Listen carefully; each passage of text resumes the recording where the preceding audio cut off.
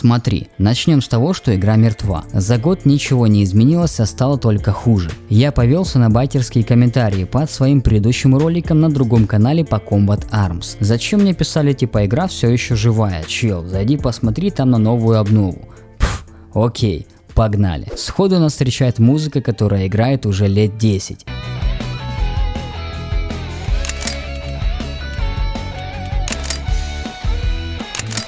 На старте нас встречает шикарная просто музычка. У нас уже конец февраля, точнее создатели Combat Arms до сих пор встречают еще Новый год, видимо. Праздник у них никогда не заканчивается, причем и зимой, и летом, и весной, и осенью, так когда хочешь. И многие из адекватных людей, которые мыслят головой находящейся на шее, скажут типа да, игра мертва уже давно, плюс обновы не выходят, что ты хочешь, зачем ты раскапываешь покойника? Но тут не все так просто, правда. Судя по группе ВКонтакте и лаунчеру, какие-то обновы у них так или иначе выходят. Свои патчи подписывают просто датой выхода патча. Объяснить более грамотнее не получится. Хорошо. Так что же изменилось за практически 15 лет Combat Calls? Давайте посмотрим. Онлайн-шутер от первого лица, условно бесплатный. Вышло оно в далеком 2008 году. В свое время я в нее не играл. И, если честно, не сожалею, а наоборот очень рад, что мои игровые вкусы, как оказывается, очень даже неплохие. Хотя до этой игры с этим можно было поспорить. Разработчик Nexon Corporation. Игрушку можно скачать с помощью лаунчера Game.net, в котором находятся такие же дерьмовые донатные игры, как и сама Combat Calls. После установки она весит почему-то 8 гиг. Откуда такой вес? Конечно же от ваших любимых донатных пиксельных пушечек. По поводу доната. Одна дженка стоит 1 рубль. Оружие можно взять как в аренду, так и его приобрести. Без учета скидок и акций, средняя стоимость на постоянной основе этой красотки в районе 800-1000 рублей. 1000 рублей за этот сраный пиксель. Конечно же это дорого. Это не популярная игра типа CS, Warzone, а настоящий динозавр, в которой если и играл твой отец, то по-любому у тебя их двое. По-другому быть и не может, сори за правду. Combat Calls славится своим количеством пушек, но, как говорил один умный человек, главное не количество, а качество. Как вы уже поняли, качество это слабая сторона этой игры. Стрельба настолько идиотская, представьте, что она хуже, чем в Crossfire. Во-первых, это шутер, но как настроить чувствительность отдельно под прицел остается загадкой. Во-вторых, настроить чувствительность или графику во время матча нельзя. Эти настройки недоступны. Нужно выйти в лобби и там уже ковыряться. Я поставил сенсу на 9, захожу в лобби, чтобы потестить эту сенсу. Мне она не нравится, выхожу с лобби, захожу снова в настройки, ставлю на 8 и так далее. Это настолько дикий маразм для шутера. Я не знаю, что может быть хуже. В-третьих, это же сенса или оружие невероятно конченое. Ощущение в игре, будто бы вместо коврика я вожу по маслу. Я не знаю, как это объяснить, но я специально поиграл полчаса в Point Blank, зашел в Combat Arms, и это ощущалось прям очень сильно. Я не знаю, что с ней не так, но просто имейте в виду. Плюс, если водить мышкой медленно, прицел дергается, и я чувствую, как он липнет горизонтальным пикселем. Хорошо,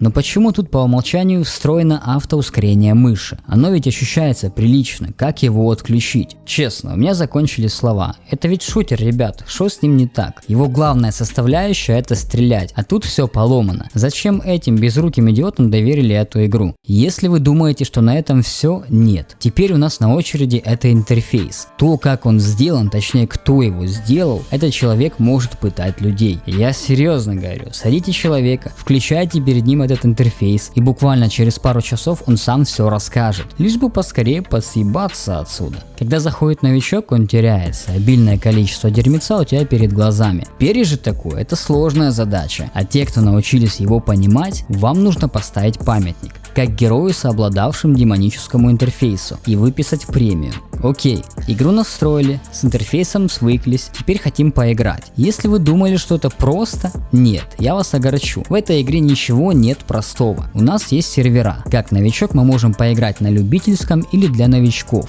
Лобби 22/7 пустые. Из них нужно как-то угадать, точнее попасть в эти 2 часа, когда играет человек 5-10. Зачем нам нужно это делать? Ну, во-первых, чтобы поиграть, как бы это ни звучало смешно, а во-вторых, набить ранг, чтобы поиграть где чуть больше человеков. По-другому нас не пускает. И как вы уже могли догадаться, это как замкнутый круг. Новичков в этой игре нет, то есть не с кем тренироваться и поднимать ранг. А опытные ветераны играют на своем сервере. И вот такой кретинизм у нас выходит. Поэтому я многое рассказываю по прошлогоднему опыту. Год назад было в разы легче попасть в лобби, чем сейчас. Я даже успел поиграть на разных картах, набить себе ранг. А сейчас вот что мы имеем. Видимо, это последний год, когда Combat Chaos доживает. Теперь я чувствую себя спокойно. Я рассказал все то, что не сказал в предыдущем ролике по этой игре. Да, в основном я ее хвалил, но тогда было за что хвалить, потому что я элементарно играл. А сейчас я не могу этого сделать, и приходится обращать свой взор на все эти недостатки. А делать-то больше нечего. Кстати, кто хочет посмотреть полноценный обзор на Combat Arms, ссылка будет в описании. Я там рассказал полностью за оружие, режимы и так далее. Короче, все самое вкусное. Здесь же я оставил больше негатива. Сори за правду, у меня горит. Честно скажу, я бы рассказал больше, но все, что ожидает новичка в 2023 году в этой игре, одна и та же карта, один и тот же режим. При том условии, что вы попали в тайминги, когда играет 8 человек.